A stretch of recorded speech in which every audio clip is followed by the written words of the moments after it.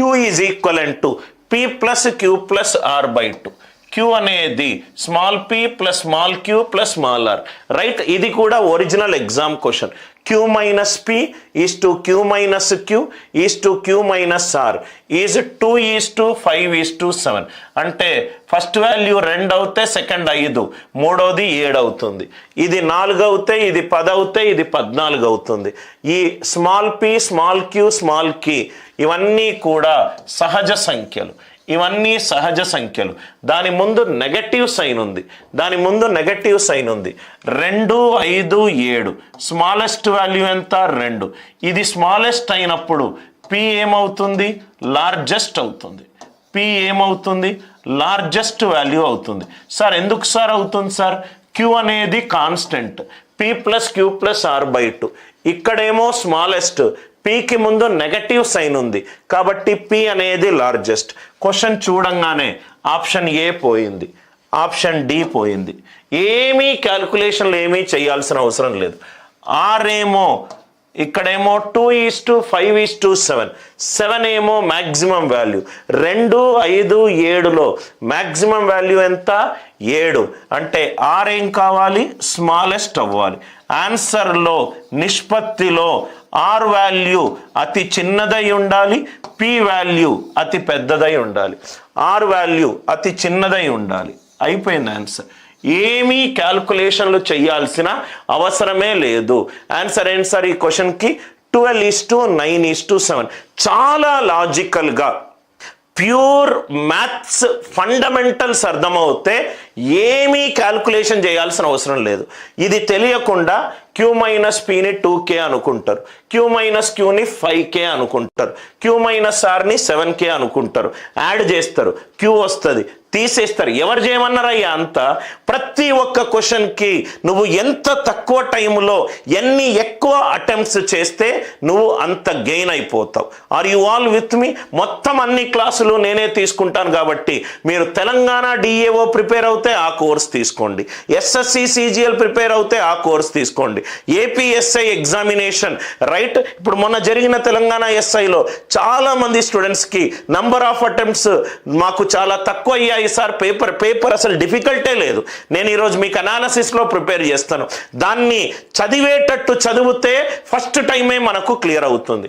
2:5:7. 2 అనేది స్మాలెస్ట్ కాబట్టి పి అనేది లార్జెస్ట్. పి లార్జెస్ట్ కాబట్టి నేను option A తీసేశాను, option D తీసేశాను.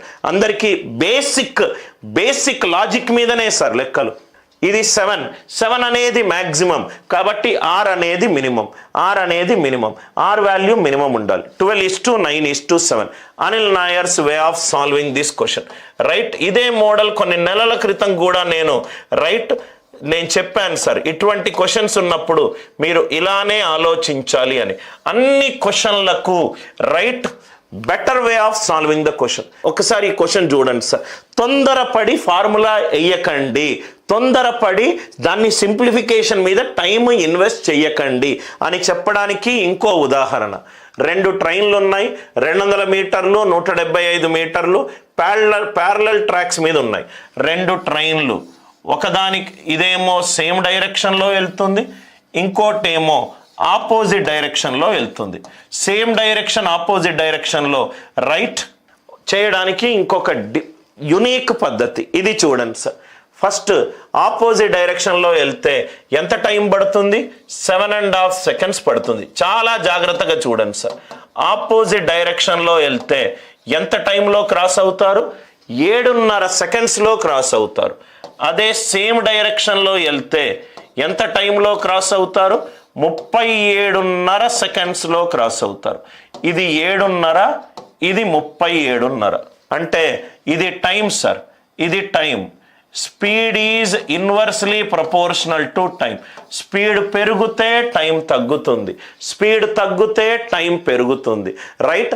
Opposite డైరెక్షన్లో వెళ్తేనేమో 7.5 secondsలో క్రాస్ అవుతారు, సేమ్ డైరెక్షన్లో వెళ్తేనేమో 37.5 సెకండ్స్లో క్రాస్ అవుతారు.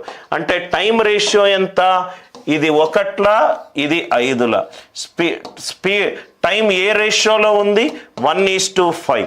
స్పీడ్ ఏ రేషియోలో ఉంటుంది? ఏమీ ఫార్ములాలు ఏం అవసరం లేదు, 5:1. ఆపోజిట్ డైరెక్షన్ కాబట్టి ఇది S1 plus S2. Same direction కాబట్టి S1 మైనస్ S2. అంటే S1 S2 ఏమవుతుంది? 3:2 అవుతుంది. ఆన్సర్ ఏ రేషియోలో ఉండాలి? 3:2 రేషియోలో ఉండాలి. 3:2. 3:2. ఇది చూడండి sir, 36 2s are 36 3s are. Very simple. కొంచెం అలవాటు అయిపోతే మీరు చాలా ఈజీగా సెకండ్స్లలో ఈ ప్రాబ్లం సాల్వ్ చేయొచ్చు. ఆపోజిట్ డైరెక్షన్లో వెళ్ళినప్పుడు ఎంత టైం పడుతుంది? 7.5 సెకండ్లు పడుతుంది. సేమ్ డైరెక్షన్లో వెళ్ళినప్పుడు ఎంత టైం పడుతుంది? 37.5 సెకండ్లు పడుతుంది. 37.5 సెకండ్లు.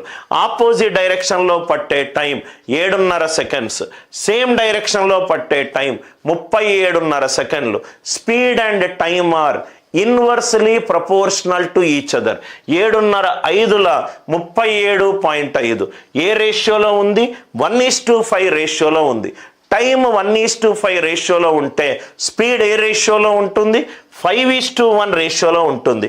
ఇది స్పీడ్ ఇన్ ఆపోజిట్ డైరెక్షన్ అవుతే స్పీడ్స్ని కూడాలి.